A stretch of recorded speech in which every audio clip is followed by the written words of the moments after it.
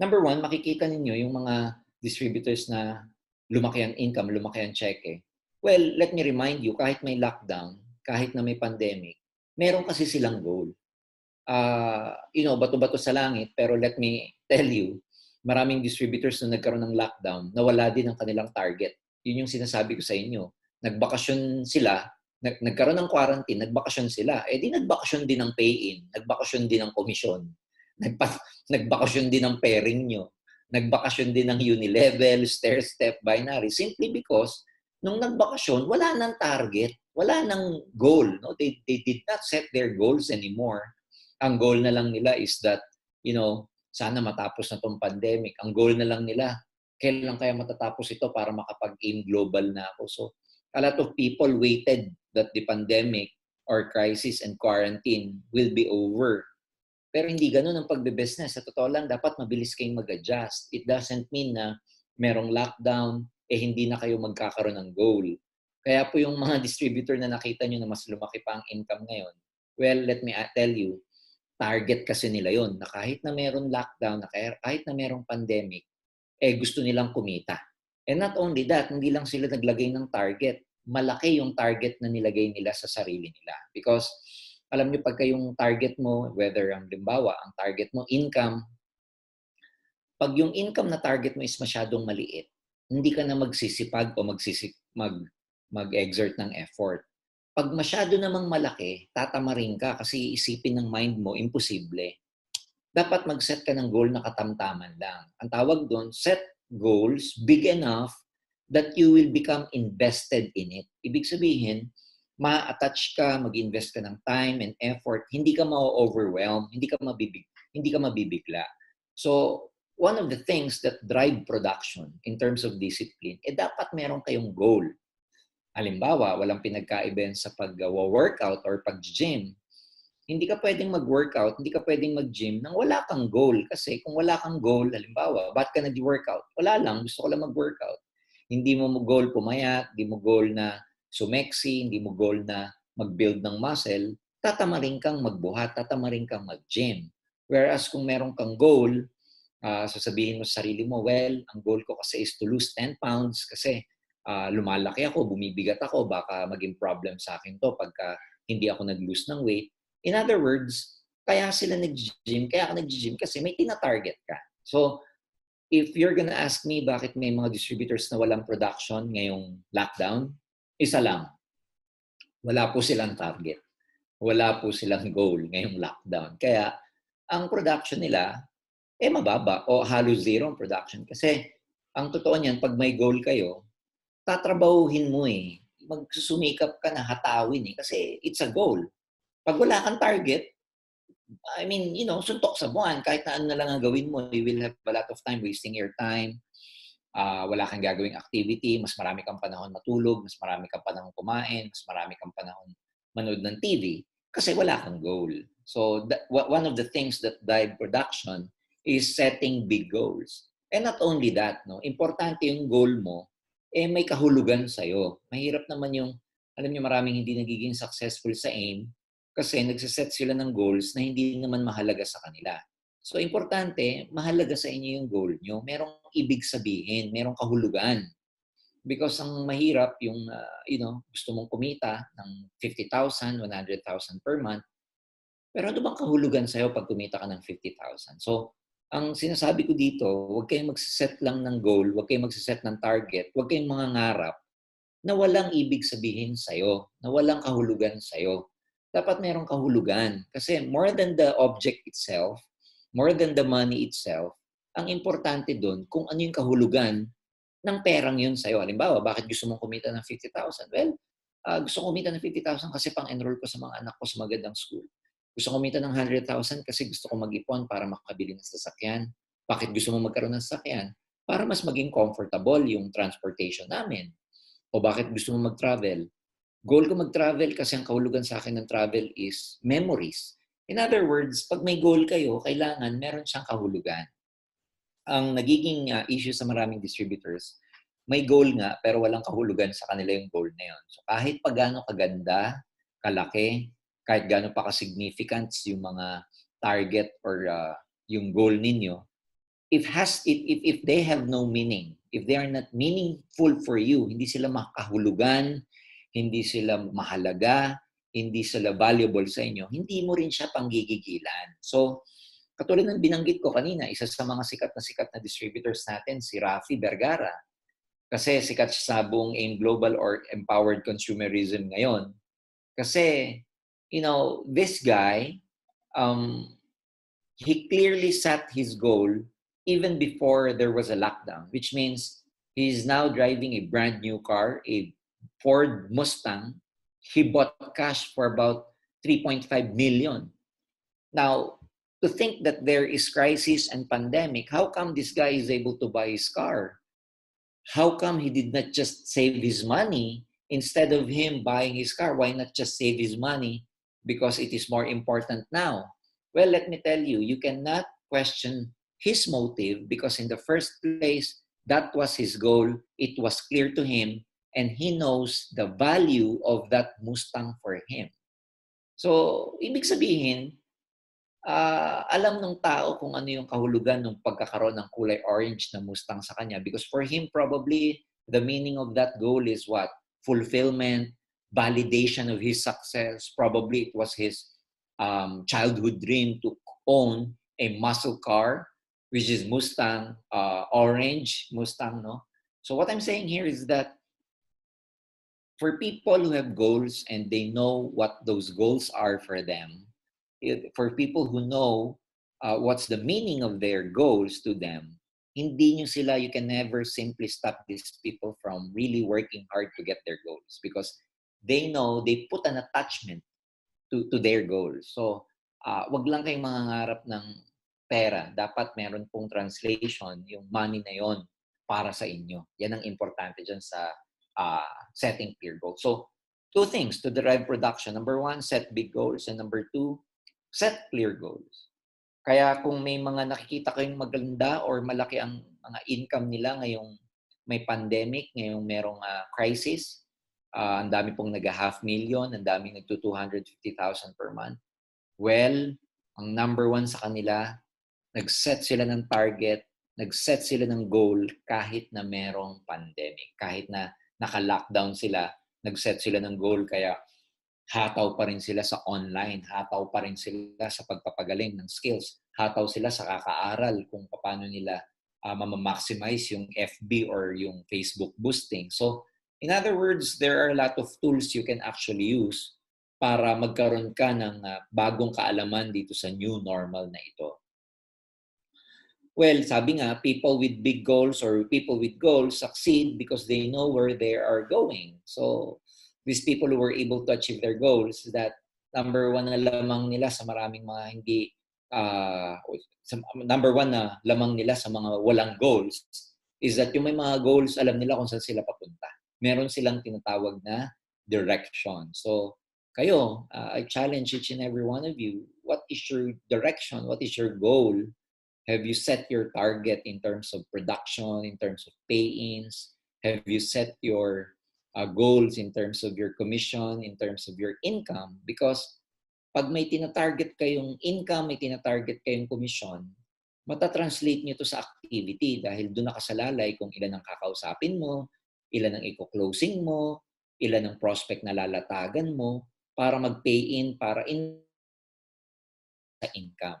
So, very important. If you're disappointed that you did not perform well for the last 2 months, ang production mo mababa, etc., hindi po kasalanan ng lockdown and pandemic yan. Let's not be victims here because the moment you keep blaming yung crisis, yung pandemic, yung lockdown, yung quarantine, ang biniblame nyo kung bakit wala kayong income sa empowered consumerism, you're in a victim mode because there are some people in our community na mas malaki pa ang kinita. So instead of them being victims, they took responsibility. They are responsible. Diba? Yung responsible na word comes from 2 words, response and able. They are able to easily adjust. They are able to adapt to this new normal. They were responsible, kaya po mas kumita pa sila ngayong may lockdown. So let's not do the blame game here. we blame the pandemic, we blame the lockdown, then you become a victim. And when you become a victim, you never accomplish anything. All right? Number 3, sa mga active, sa mga gustong magkaroon ng malaking production, well, let me remind you, alam nyo, everyday matters. Kung gusto nyo, tumaas ang production nyo, dapat ang tingin nyo sa pang-araw-araw is napakahalaga. Hindi dapat kayo nagsasayang ng oras, araw sa pagpo-prospect, sa pagpe-present online. Hindi dapat kayo nag-aaksaya ng oras para mag-build ng network online because the new system now under the new normal is really online marketing. Magbi-build ka ng network mo via online. Yun talaga yung bago ngayon. And pag hindi ka nag-adjust, ang worry ko, let me tell you, pagka hindi kayo nag-adjust, you will become obsolete one day. And when you become obsolete one day, you will wake up to a world that no longer exists. So that's why it's very important that you adopt the need to really adjust to this new condition. And the best way for you guys to really adjust to this new condition is learn how to sell online. Online selling, online marketing, online sales. Yan yung new trend ngayon. Because hindi nga makalabas ng bahay, walang transportation, bawal ang mass gathering. So saan kayo magpipresent? Online. So when you're trying to build your network, when you're trying to build your enterprise, yung negosyo mo pag binibuild mo, kahit naman saan, pag magbibuild ka ng restaurant, di ba araw-araw mong bubuksan yung restaurant mo? Pag pagka magtatayo ka ng auto shop, bagong tayo yung auto shop mo, di ba araw-araw kang magbubukas ng auto shop para may pumasok na mga magpapagawa ng kotse? Can you imagine kung meron kayong business pero hindi nyo araw-araw ginagawa? Can you imagine may restaurant ka pero hindi mo araw-araw binubuksan? So please, know that everyday matters. Paano masasabing bukas ang business mo sa AIM Global? May activity kayo everyday. Nagbebenta ka, nagpo-prospect ka, nagre-recruit ka sa Facebook, nagpo-post ka na you are looking for motivated people to earn 15,000 per month, PM me, nag-ads ka, nagpo-post ka ng nakakatulong sa negosyo mo. 'Di ba? May mga joke nga sa Facebook ngayon. Sabi, yung isang distributor, pinost niya, bakit daw ako post ng negosyo ko sa wall ko? Siyempre, sabi ko, dahil negosyo ko to, mag-abang ka. One day, gagawin ko ng mall itong wall ko. So, I mean, di ba? Paano nyo minamaximize yung social media? Paano nyo minamaximize yung business ninyo? So, you have to appear, dapat lumabas na bukas ka araw-araw. So para masabing bukas ka araw-araw, active ka araw-araw. Active ka online, naghanap ka ng prospect online, naghanap ka ng mabibentahan online, nag-ads ka, nagpe-Facebook ads ka, pinararamdam mo sa mga friends mo sa Facebook na you are looking for prospects nowadays. And it's important that you have to take action daily. Kung hindi pa kayo marunong mag-online, hindi pa kayo marunong mag-Zoom, hindi pa kayo marunong mag-FB boosting, hindi pa kayo marunong mag-present, hindi pa kayo marunong mag-maximize ng mga closed groups, you have to learn those nowadays because yan po ngayon ang bagong skills na kailangan nating matutunan under the new normal. Kasi yung dati nating skills, valuable po yan dati. Yung ikaw marunong magsalita sa harap, may mic, nasa stage, may postura ka, o kaya yung marunong ka maglatag ng one-on-one sa table, marunong ka mag-closing, valuable yung skills na yan sa old normal. Ngayon, hindi na valuable masyado yan kasi merong tinatawag na new normal. And after the new normal, may panibago pa, yung next normal. So, kailangan mag-adjust ka. Three stages. Merong old normal, merong new normal, yung nangyayari ngayon. And may tatawagin pa tayong next normal. So can you imagine if you are not able to adjust very well, mapapaghulihan kayo. So make sure that you do the business every day. Make sure na saksakan mo ng maraming activities yung schedule mo because yun ang magpapalaki ng production, yung marami kayong activities. Now, when your group, yung grupo pinag-usapan na mostly of your activities will be online, yun muna ang plano, ang strategy ng grupo. Yun muna ang gagawin. Don't argue with the plan. When you start a process, when you start a program, don't question it as much as possible. Don't hesitate. Kaya kung ang direksyon ng PGX ngayon, for example, sinabi ng mga top uplines yun na most of our activities should be done online. Dapat matuto muna tayong mag-online presentation, online meeting, online organizing. Yun muna yung direksyon na dapat sinasabayan mo. Huwag mo munang banggain. Baka mamaya niyan, nasa online ng direksyon ng grupo. Ikaw naman, hanggang ngayon, offline ka. Hinihintay mo pa rin bumalik yung old normal. Katulad ng sinabi ko, ang direction ngayon, nasa new normal, ikaw pabalik sa old normal, hinihintay mo mawala yung lockdown. Before you know it, ubos na mga prospect mo. So, don't argue with the plan. No? Halimbawa, sa management, ang strategy ng company ngayon is empowered consumerism, which means ang latag natin, puro easy, ang package natin, easy, ang marketing plan natin, easy. Ikaw naman, hanggang ngayon, alliance in motion ka pa rin maglatag. So, yung ano ka, wala ka sa plano. Ibig sabihin, you keep arguing with the plan. So, kung ano yung direksyon, grupo. Sabayan mo na lang muna kung yung strategy ng AIM Global ngayon, sabayan mo siya. Don't hesitate. Huwag ka muna magdalawang isip. Sabayan mo kasi yung easy branding natin, yung empowered consumerism branding natin, that actually reset, no? Ni-reset nito yung playing field, which means lahat ngayon back to zero because bago yung easy. So we are all beginning again. Pangalawa, mas in-enhance natin yung marketing plan ng Easy. Pangatlo, meron tayong Easy online shop which actually bumagay, nag-fit in siya sa online marketing ngayon under the new normal. So, when I say don't argue with the plan is that kung ano yung general direction ng grupo, sabayan po ninyo. Sumabay kayo sa direction ng company, sumabay kayo sa direction ng grupo ninyo. Do not do the opposite. Yan ang ibig sabihin ng don't argue with the plan.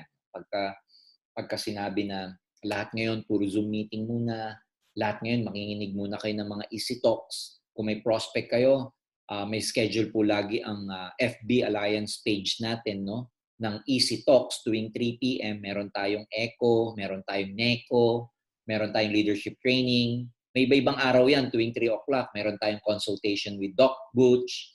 So, sabayan nyo tong plano na to ng company. Sabayan nyo yung plano na yan ng grupo ninyo.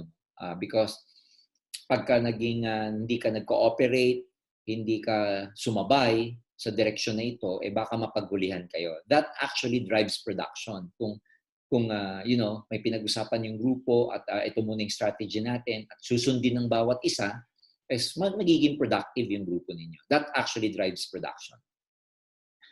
If the plan right now is about business continuity, katulad ng sinabi ko, yan yung ibig sabihin that we are creating plans and processes and systems to ensure the continuation of business, wala namang ibang paraan, walang ibang plano na maganda, walang ibang strategy, kundi online. Kaya yan muna yung gawin nating plan for each and every one of us. Just to make sure na merong business continuity kahit na merong quarantine. Because alam nyo, sa totoo lang, yung hindi matututo ng online ngayon, hindi kayo magkakaroon ng business continuity. Magkakaroon kayo ng tinatawag na business stoppage. Mag-i-stop ang negosyo ninyo. So if you want business continuity, develop new skills and stick with the plan. Ang direction natin is online to make sure that there is business continuity like ang ginagawa po ng AIM Global ngayon. Tayo sa AIM, yung management, we made sure na meron kayong business continuity. Paano yun? By making sure that we have steady product supply, by making sure that our infrastructure is ready. Marami sa inyo hanggang ngayon, no? In fact, buong community ng AIM, hanggang ngayon, araw-araw ang pay-in or araw-araw ang payout natin. Marami mga companies na hindi sila makapag-payout. Ang dami-daming mga struggling enterprise, ang daming mga entrepreneurs, ang daming negosyante ngayon. Struggling sila. Nagtatanggal ng empleyado, maraming company nagsasara. Pero ang AIM Global or Empowered Consumerism, we are thriving. Continuous ang product supply natin, continuous ang daily payout natin, protected ang infrastructure natin like our IT, aggressive tayo in terms of innovation and updates. So, yung management, ibig sabihin, gumagawa ng paraan para magkaroon ng tinatawag na business continuity. So para masabayan nyo to, Kasi ginagawa ng management ito para sa distributors eh. Pero kung ikaw naman wala kang business continuity, sayang yung ginagawang business continuity ng management. For example, we make sure na merong produkto, pero ikaw naman, di ka naman nagbebenta, di para saan yung produkto?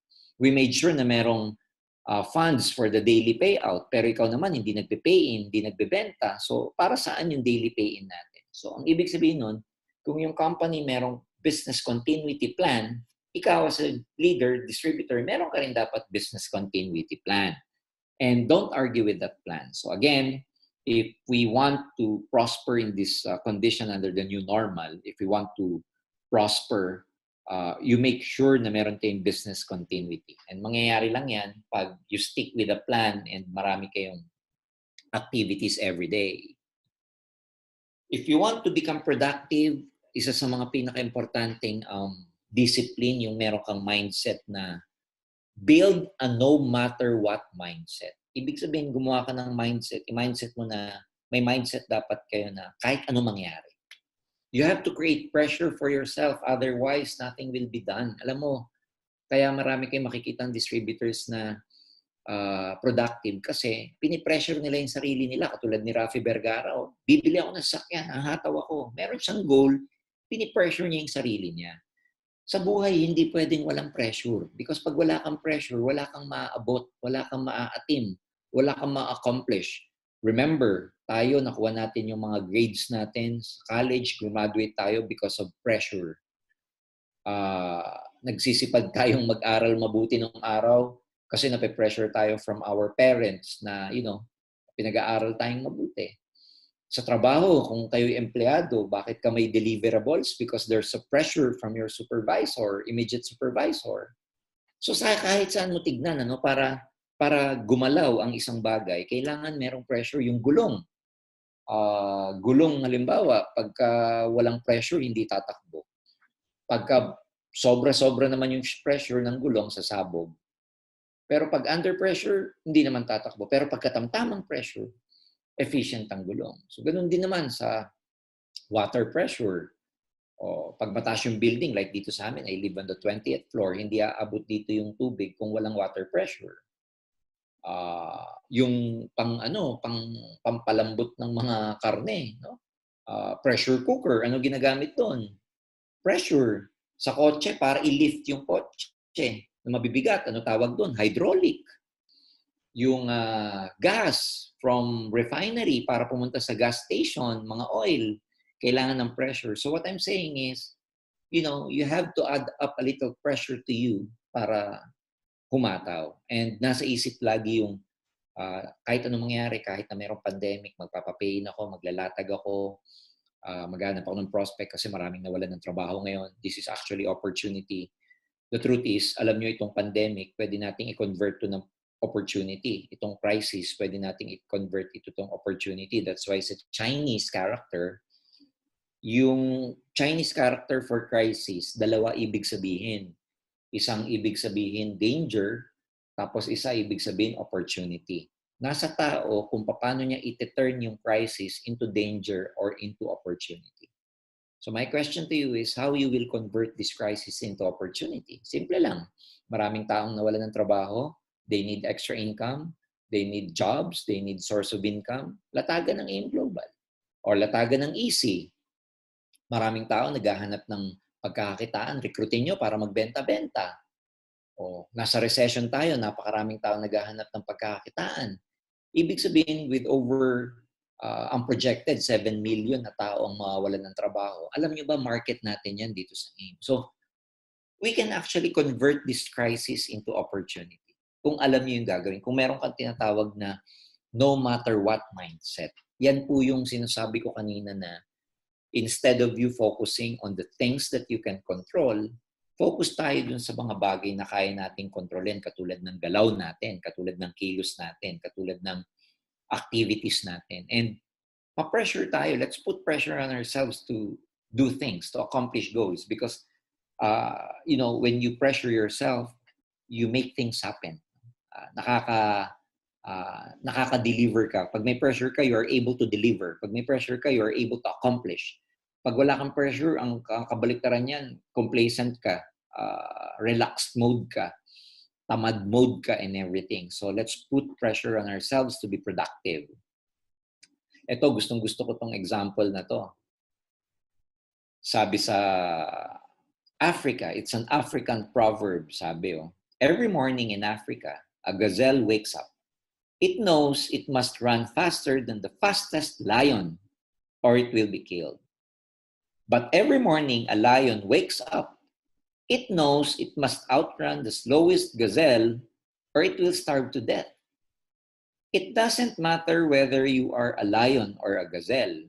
When the sun comes up, you had better be running. So, ang galing yan. Gustong-gusto ko yan because, ang sabi dyan, ang itinuturo dyan is that kahit saan ka pa sa buhay, halimbawa, yung mga gazelle pag gumising sa Africa, naka-mindset yun na paggising niya, dapat mas mabilis siyang tumakbo kaysa sa leon. Pero yung leon, nag-iisip din na paggising niya, kailangan mas mabilis siya doon sa gazelle. Hindi, magugutom siya. But ang lesson doon, whether gazelle or lion ka, pag sumikat ang araw, dapat tumatakbo ka na.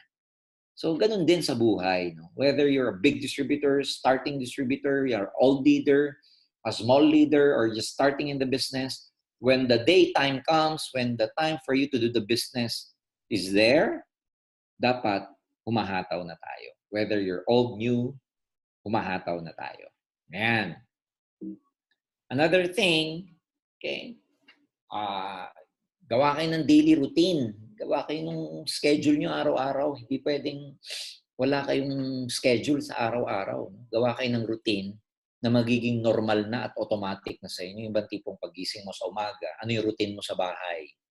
Paggising mo, kain. Pagkatas kumain, maglinis ng bahay. Pagkatas maglinis ng bahay, mag-follow up. 10 o'clock in the morning hanggang 12, follow up. Pagdating ng 12, kain. Pagdating ng alauna, dapat naglalatag na kayo sa mga prospect nyo, whether personal na latag yan or latag yan sa grupo, meeting, or group presentation yan, o kaya closing mo sa Zoom meeting ng downline mo. Dapat meron kayong routine hanggang hapon. Pagdating naman ng hapon, break time ka ng konti, kape. Pagdating ng probably 6 o'clock, tawag kay upline, hingi ng update and everything. Pagdating sa gabi, hanap ng prospect para sa presentation mo the following day. And then pagdating ng 10 o'clock ng gabi, panahon na para mag-TV, maglaro and everything. Tas bukas ulit. In other words, ang mga taong may production, meron silang sinusunod na routine araw-araw. So ang challenge ko sa inyo is that ano yung routine nyo araw-araw? Halimbawa, ang mga bata magaling dyan sa routine. Yung mga anak natin, lalo na yung mga nasa elementary, high school, alam na nila yung routine nila. Paggising nila ng alas 5 ng umaga, ang routine yan, punta sa banyo, maliligo. Pagkatapos maligo, kakain. Pagkatapos kumain, magsusuot ng uniform. Pagkatapos magsuot ng uniform, magtututbrush. Tapos maghihintay ng school bus. Pagdating sa school, alam na nila yung gagawin nila. Bago pumasok, may flag ceremony. Tapos papasok, magpipray. Alam na nila yung schedule nila ng 8 to 9 Filipino, 9 to 10 English, 10 to 11, or 10-15 break time. Hanggang hapon, hanggang 3, 3:30, 4 o'clock in the afternoon. Meron silang routine. Tapos bukas ulit. Sa atin, bilang network marketers, what are your routine every day, lalong-lalo na sa online? Anong oras kayo nagpe-present? Anong oras kayo nagpa-follow up? Anong oras kayo naghahanap ng prospect ninyo? Ilan ang target presentation nyo per day? Tuwing kailan ng group training? Kailan ka magbi-meeting sa grupo mo, sa mga first liners mo, sa mga generals mo, sa core group mo. So, you have to build that routine, no? Ang pinaka-importante sa pag-build ng network is meron kang consistency. Yung araw-araw na ginagawa mo, you have to make sure na important until such time it goes to you in such a way na routine, automatic na siya. Normal na sa inyo yung routine ninyo. Alam nyo, tatapatin ko kayo kung laging effort sa inyo yung pagne-network, isa lang ibig sabihin nun, hindi nyo pa siya routine. So, i-develop nyo yung ganong attitude na maging routine nyo, yung pagbibuild ng network, araw-araw. And when you are doing this, of course, it's very important na meron kayong commitment. And pag sabi natin commitment is not just about the normal commitment we are talking about. Commitment is follow through, with what you started. Ibig sabihin yan kung ano yung sinimulan ninyo, kung ano yung uh, what you started, you have to, started until the end. Ibig sabihin, follow through with what you started until the end. Tuloy-tuloy. Pero may kadugtong. And do it well. Total, nandito na tayo. Di galingan na natin. Yun yung sinasabi ko sa training ko ng isang araw. Do not merely exist. You have to do your best every day. You do it well. Total, nandito ka na. Husayan na natin. And ang mga taong productive, ang mga taong may discipline, they never stop until they produce. They never stop until they deliver. They never stop until they get their results. And they do it well. Ibig sabihin, ginagalingan nila. Nilalabas nila yung best nila. Kasi may mga distributors na ang sasabihin, I'll do whatever it takes. Gagawin ko lahat-lahat. Pero hindi naman nila ginagalingan. Hindi naman nila hinuhusayan. So for me, total nandito ka na, husayan mo na. Galingan mo na. Total, nahihirapan din naman tayo. Di, galingan mo na. So, more than ever, now that we have this new normal, new condition, this is new to everyone. No one anticipated this. We never know how to act. We never know how to respond initially to this kind of condition. But humans as we are, we have to learn how to adapt. We have to learn how to adjust to this new normal. And the best way for us to be able to adjust this new normal is, of course, learning new skills. When you are learning new skills, kailangan yung commitment mo nandun. Ibig sabihin, pag tinuturuan mo yung sarili mong mag-online, huwag kayong magsasawa hanggat di kayo natututo. Huwag kang mag-give up hanggang hindi ka matututo because marami ding mga old school networkers na hindi ako techie, hindi talaga ako marunong diyan, mahina ang kokote ko talaga sa gadget, sa internet o sa online. Well, pag naka-condition yung brain mo na ganun, let me tell you, hindi ka talaga matututo. Okay? Hindi ka makakapag-adjust sa new normal na to and mapapagulihan ka sa mga pangyayari. Pero kung matututo ka na mas maaga ng online skills, isa ka sa mga unang-unang makikinabang na tao sa mga nangyayaring ito. Because katulad niya, no? Nababasa to ng marami sa inyo. Even the government is looking nowadays into taxing possible, into putting tax to online selling. Why? Kasi nakita nila ang laki ng revenue na nakikreate sa online. Ang laki ng revenue na nakikreate sa online selling. So, ibig sabihin, merong opportunity sa online selling, sa online community. So kung hindi ka magiging part nito dahil wala kang commitment to learn, hindi ako marunong, mahina ako sa ganyan, etc. Hihintayin ko na lang yung seminar, hihintayin ko na lang dumating uli yung old normal. Mga kaibigan, hanggat hindi pa nakakahanap ng vaccine, hanggat hindi na de-develop fully yung antibody for this COVID-19, hindi tayo magkakaroon ng mass gathering. So kung ang pangarap mo, hahataw ka, kung kailan may seminar na, mapaghuhulihan na po kayo. So, make a commitment to learn online skills. Ano yung mga skills na yun?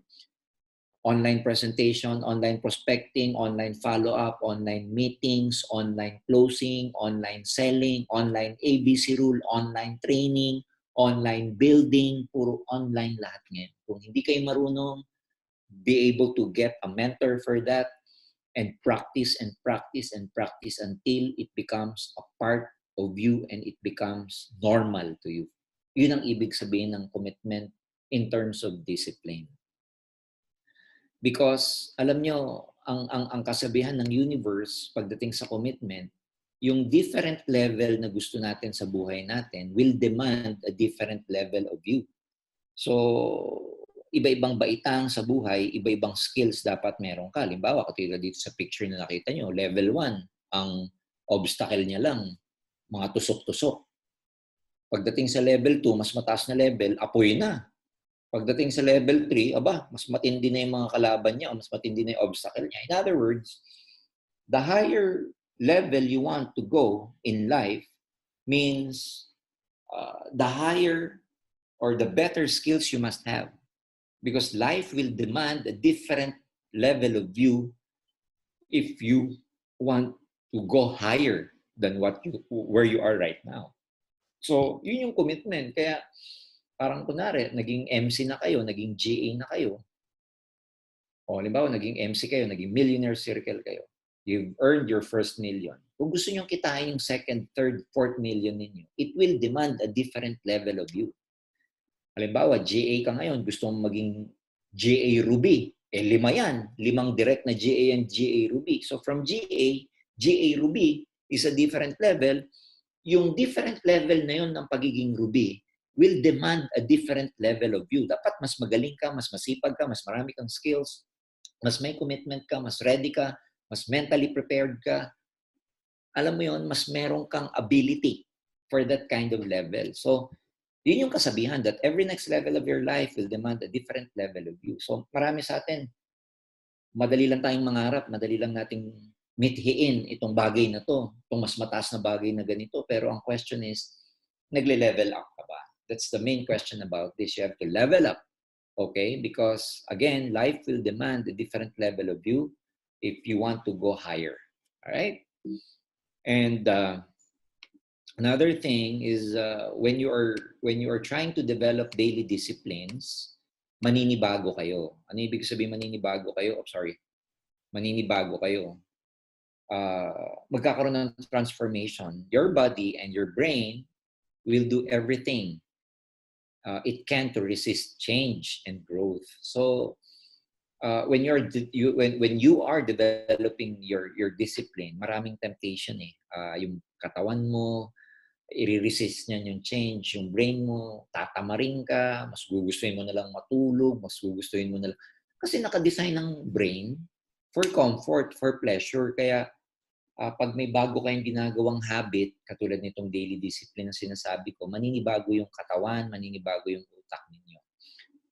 But ang important dito sa number 8 na to is that meron kang awareness na itong transformation na to is nangyayari for improvement. Kaya pagka tinatamad kayo, pagka, naghahanap ka ng excuses, ng dahilan, you just have to be aware that this is part of your transformation. Sabi mo sarili mo, part ito ng transformation ko, kaya nagre-resist yung katawan ko, kailangan labanan ko siya. So, understand the transformation process because, again, it doesn't happen overnight. Kung dati, medyo hindi ka mahataw, medyo hindi ka madaming activity, biglang ngayon after this training, dadami yung activity mo, dadami yung kausap mo, makakaramdam ka ng konting discomfort, maninibago ka. Andyan yung matetempt kang bumalik na lang dun sa konti ang kausap, nandyan yung babalik ka dun sa di ka na lang umahataw. Kasi nga, nire-resist ni brain at ni body yung transformation na ito. Because again, the brain is designed for pleasure. No? Ang hanapin ng katawan, pleasure. Ang hanapin ng isip yung madali. Okay? Kaya nga mas maraming nagko-quit because hindi nila naintindihan, hindi nila na-absorb yung transformation process na tinatawag. So, there will be a lot of adjustment on your part, but more importantly, you have to adjust mentally and physically. And pagdating sa emotions, of course, sabi ko dapat maging tough ka mentally and physically, maging ready ka mentally and physically. But not only mental and physical, also emotional, no? Yung feelings. Pag tinatamad kayo, pag kayo feeling stressed, you're feeling alone, you're feeling tired, you have to go above these feelings. Malabanan mo siya. Ibig sabihin, yung pagiging malungkot, mag-isa, yung struggle, yung sacrifice, yung discouragement, yung depression, anxiety, yung worry, malagpasan nyo, mataasan mo siya. In other words, hindi ka madala ng mga pakiramdam na to. Rather, ikaw nagdadala ka niya. So you go above those feelings where you will never be stopped, you will never be discouraged, hindi kayo panghihinaan pagka kayo'y may mga pinagdadaan ng challenges. And that means going above the feelings, yung hindi kayo nagpapadala sa struggle, sa obstacles ninyo. Because the truth is, for all you know, minsan, yung mga struggles natin, dinadala tayo dyan because sometimes when you're in the dark or when you're in a dark place, you think you've been buried, but the truth is you've actually been planted. So minsan, ang buhay, mysterious siya. No? Minsan, akala natin, tayo ay nilagay sa kadiliman, wala na tayong pag-asa, para tayong binuhusan. But the truth is, kaya pala tayo nasa dark, kaya pala tayo nag-iisa kasi hindi natin alam na itinanim pala tayo for something better. So, you just have to go above the feelings. No? Kailangan malagpasan mo yung struggle na ganito, malagpasan mo yung feelings na ganito because again, naka-design naman lahat ng mga challenges, obstacles to make us better. So, when you are trying to, when you're struggling, when you're experiencing those sacrifices, discouragement, worries, and anxieties, it's important that you go above the feelings and you tell yourself that you'll be able to overcome this very soon and that you're just being planted for something better and you're looking forward for a wonderful future.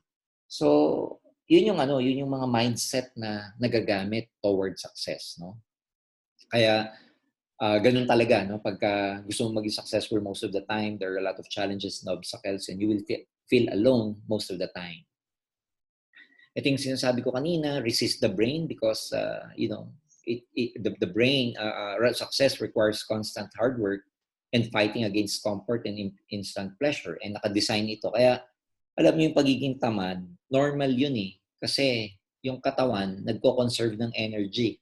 Kung saan siya mas makakapag-conserve ng energy, nasa ganung mode lagi siya. And ano yung mga makakapag-conserve ng energy? Ang katawan, nakaupo, walang ginagawa, just lie around, yung hindi ka umahataw. So, i-resist mo yung brain mo. I-resist mo yung temptation ng brain mo na magpahinga.